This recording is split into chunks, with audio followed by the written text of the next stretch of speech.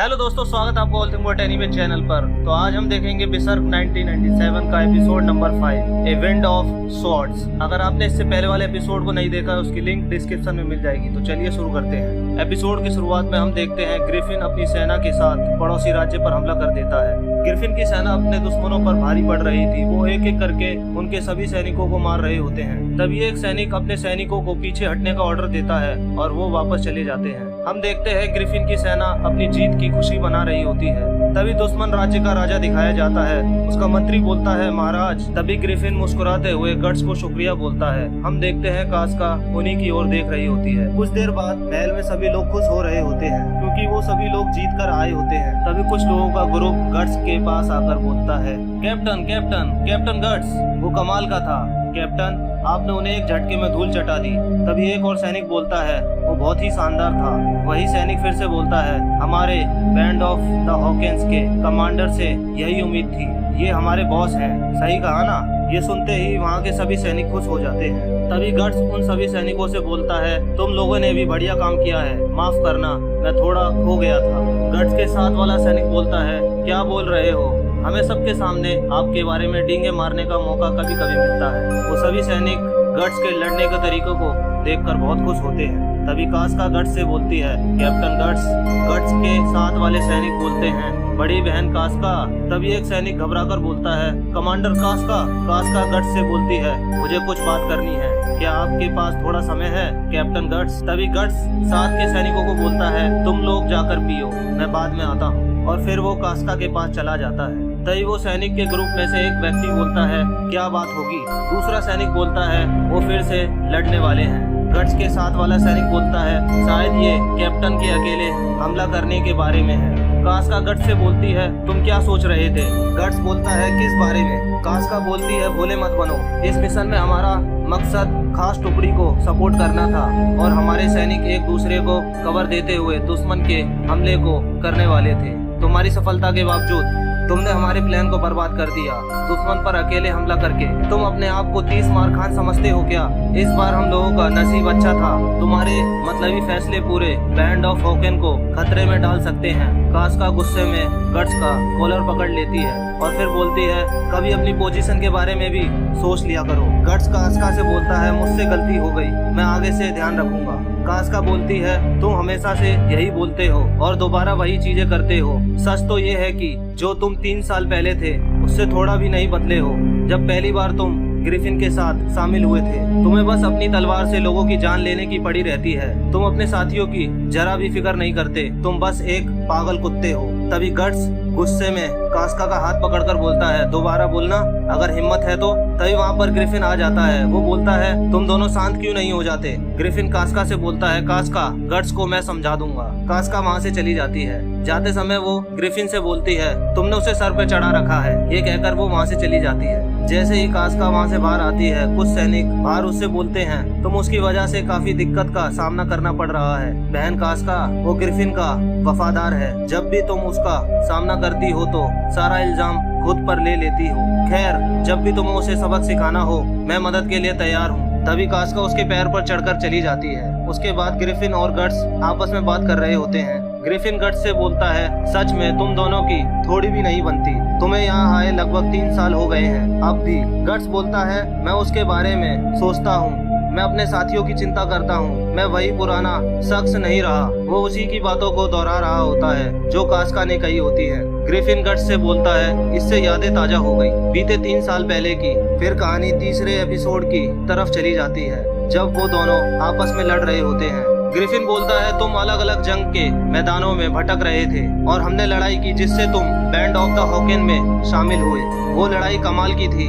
लड़ाई प्यार की निशानी होती है। उसके बाद ग्रिफिन वहाँ से जाने लगता है और गट्स से बोलता है, आज का जाम तुम्हारे नाम। तभी गट्स ग्रिफिन को रोककर बोलता है, आज की जंग के बारे में मुझे माफ कर देना। ग्रिफिन गट्स से बोलता है, मैंने तुम्हारी चाल चलन को ध्यान में रखते हुए प्लान बनाया था और फिर वो वहाँ से चला जाता है। अगले दिन हमें सभी लोग एक जगह पर इकट्ठे लाइन में लगे हुए दिखाए जाते हैं, जैसे कोई स्कूल की असेंबली हो रही हो। वहाँ पर एक सैनिक बोल रहा होता है, ये बहुत हैरत में डालने वाला है, एक भाड़े के सैनिक को नाइट का दर्जा देना। दूसरा सैनिक बोलता है, आखिर महाराज सोच क्या रहे हैं। तीसरा सैनिक बोलता है, पर बैंड ऑफ द हॉकेन ने काफी मदद की है, बकवास मत करो, अगर वो लोग जंग नहीं लड़ते तो चोर ही होते। राजा ग्रिफिन को बोलता है, एक नाइट का ओहदा तुम्हें सौंपा जाता है, अपना शरीर और दिल भगवान को सौंप दो। वहाँ कुछ सैनिक आपस में बोल रहे होते हैं, कुछ भी बोलो पर जंग में उन लोगों की मदद काफी जरूरी है, अगर हम लोग अभी शांति से बैठे रहे तो गायब हो जाएंगे। कास्का बोलती है, उन्हें अपनी क्षमता को स्वीकार करने के अलावा कोई चारा नहीं है, क्योंकि बैंड ऑफ द हॉकेन ने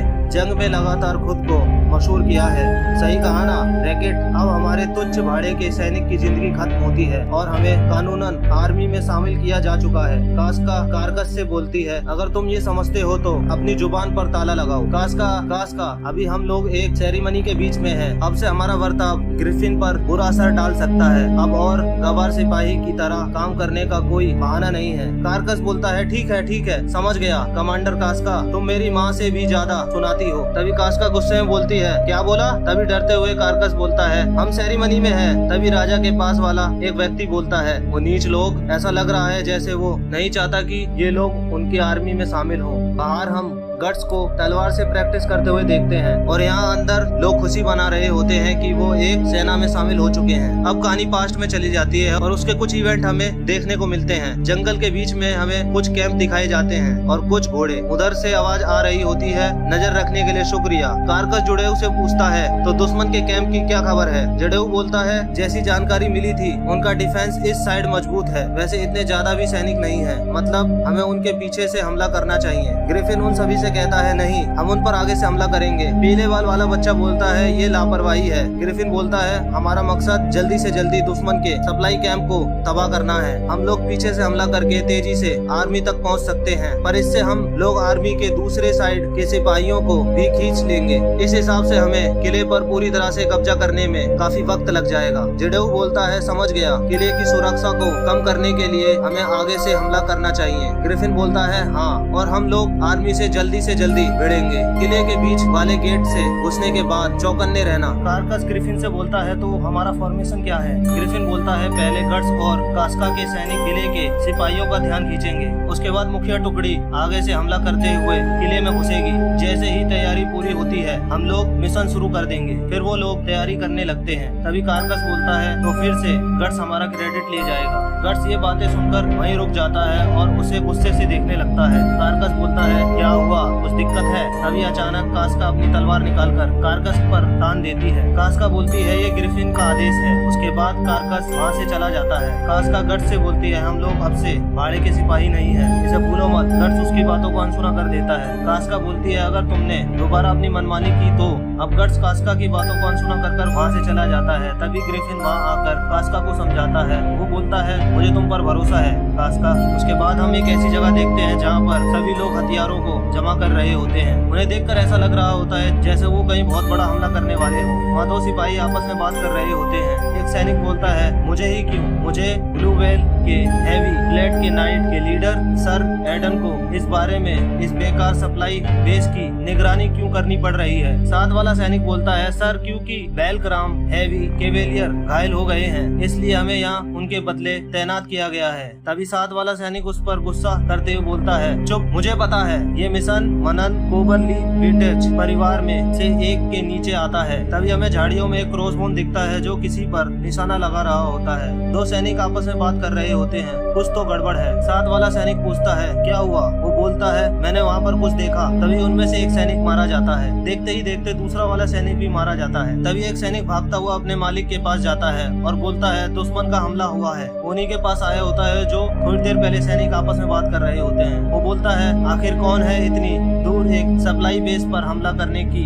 झंझट मोड़ लेगा, तभी अचानक बहुत सारे तीर उनकी तरफ आते हैं और तभी बाहर से बहुत सारे लोगों की आवाज आ रही होती है। ऐसा लग रहा होता है जैसे उन पर किसी ने हमला कर दिया हो। वो लोग भी उन लोगों पर पलटवार करते हैं। हम देखते हैं उन पर हमला करने वाला और कोई नहीं, बैंड ऑफ द हॉकेन के लीडर ग्रिफिन ने किया होता है। गट्स और उसके बाकी साथी उन लोगों को एक एक कर मार रहे होते हैं। तभी नीली पोशाक वाला सैनिक अपने सैनिक से बोलता है, पीछे मत हटना। तभी वो गट्स को लड़ते हुए देख लेता है और वो डर के मारे कांपने लगता है और तेजी से वहाँ से भाग जाता है। इस लड़ाई से हमें ये तो पता लगा कि बैंड ऑफ द हॉकेन उन लोगों के हथियारों को अपने कब्जे में करने आए होते हैं। शुरुआत में जो हमने मीटिंग देखी थी, जो बैंड ऑफ द हॉकेन कर रहे होते हैं, जहाँ सभी लोग इस जगह पर हमला करने की प्लानिंग कर रहे होते हैं, तभी अचानक झोपड़ी में से धुआं निकलने लगता है। ये गट्स देख लेता है और उसी तरफ जाने लगता है। तभी कास्का मन में बोलती है वो दोबारा से वही कर रहा है और वो उसे रोकने चली जाती है। कास्का गट्स से बोलती है अपना मिशन भूल गए। गट्स बोलता है रास्ते से हटो। तभी वो आगे की ओर चला जाता है। हम देखते हैं वो ग्रिफिन के पास पहुंच गया होता है। वो उसे बताने आया होता है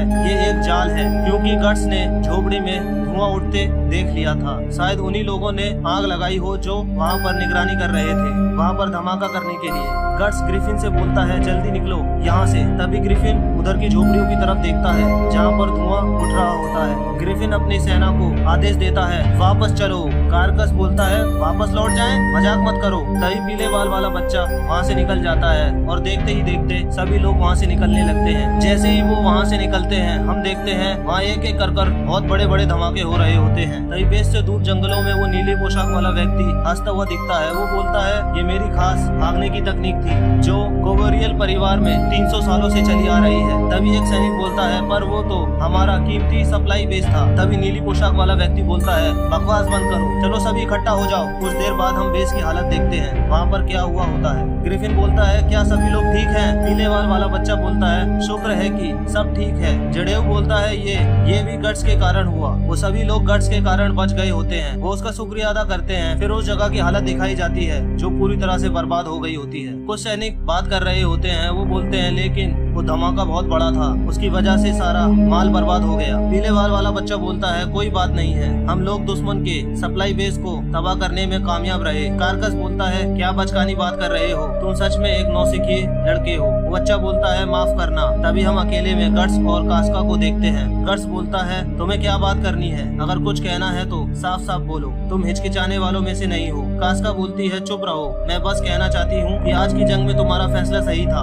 गट्स बोलता है हमेशा की तरह जो मैं करता हूँ वही किया। कास्का बोलती है नहीं, तुम ग्रिफिन की पूरी तरह से मदद कर रहे हो, पर मैं वो समझ नहीं पाई, इसलिए मेरा मतलब मुझे माफ कर दो। वो अपने पिछले बर्ताव के लिए उससे माफी मांग रही होती है। ये सब दूर से ग्रिफिन देख रहा होता है। उसके बाद वो वहाँ से चली जाती है। तभी नीली पोशाक वाला व्यक्ति अपने जर्नल से बोलता है मिडलैंड के सैनिक ऐसे थे जैसे कोई चींटियों का झुंड हमला कर रहा हो, मैंने पूरी तरह से उन्हें धूल चटा दी। उसका जर्नल बोलता है तुम्हें यकीन है ना कि वो पूरी तरह से हार चुके हैं? नीली पोशाक वाला व्यक्ति बोलता है बेशक जनरल। इसके बाद हम उसके जनरल को देखते हैं। वो बोलता है बेवकूफ, वो लोग जिंदा हैं और उन्हें सप्लाई बेस पर कब्जा कर लिया है। नीली पोशाक वाला व्यक्ति बोलता है ऐसा नहीं हो सकता। जर्नल बोलता है निकल जाओ और जल्दी से इस बदनामी को किंगडम से दूर रखो, और फिर वो वहाँ से चला जाता है। अभी हम गवर्नर को देखते हैं जो शराब पी रहा होता है। वो बोलता है इतना गुस्सा ठीक नहीं। जर्नल बोलता है गवर्नर एक सप्लाई बेस के चले जाने से जंग का परिणाम नहीं बदला जाएगा, लेकिन हमें उन कीड़ों को सबक सिखाना होगा, खासकर उन जिद्दी बैंड ऑफ द हॉकेन को। गवर्नर बोलता है बैंड ऑफ द हॉकेन? जर्नल बोलता है क्या कोई परेशानी है? गवर्नर बोलता है नहीं। कुछ देर बाद रात हो जाती है और हमें महल का सीन दिखाया जाता है। महल के अंदर लोग आपस में बात कर रहे होते हैं। बैंड ऑफ द हॉकेन के हवाले छोड़ना, हाँ हमारे अगले हमले के लिए मैं उन पर भरोसा करना चाहूंगा। तभी एक व्यक्ति बोलता है ऑब्जेक्शन महाराज, पर क्या हमें इतने जरूरी मिशन के लिए उन गवार सैनिकों पर भरोसा कर सकते हैं? एक और व्यक्ति बोलता है मैं भी सहमत हूँ, अगर हमें आदेश मिले तो हमारी आर्मी आगे का मोर्चा संभालेगी। राजा बोलता है मैं तुम पर भरोसा कर सकता हूँ, क्या तुम्हें अपनी जीत पर पूरा यकीन है? ये सुनकर वो व्यक्ति थोड़ा घबरा जाता है। राजा बोलता है मेरा आदेश नहीं बदलेगा, ग्रिफिन को खबर कर दो, जब तैयारी हो जाएगी तो वो सीधा जंग में उतरेंगे। बाहर हम ग्रिफिन को देखते हैं जो अपने हाथों में वही जादुई पत्थर को देख रहा होता है। महल के बाहर हम सैनिकों को देखते हैं जो हमले के लिए तैनात होते हैं। महल की बाहर की सीमा पर ग्रिफिन खड़ा होता है अपनी सेना के साथ। हम देखते हैं वो लोग उस महल पर हमला कर देते हैं। इसी के साथ हमारा 5वां एपिसोड खत्म होता है। आपको क्या लगता है वो लोग उनसे जीत पाएंगे? ये तो हमें आगे के एपिसोड में पता चलेगा। फिर मिलते हैं अगले